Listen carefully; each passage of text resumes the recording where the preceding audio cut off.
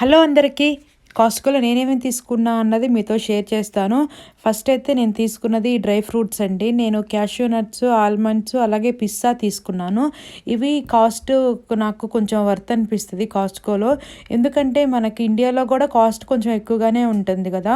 అంటే 1000 అలా పెట్టింది మనకైతే నట్స్ అయితే రావు. ఇక్కడ కూడా అంతే అండి. పర్ కేజీ వచ్చి మనం 2000 yen పెట్టాల్సొస్తది.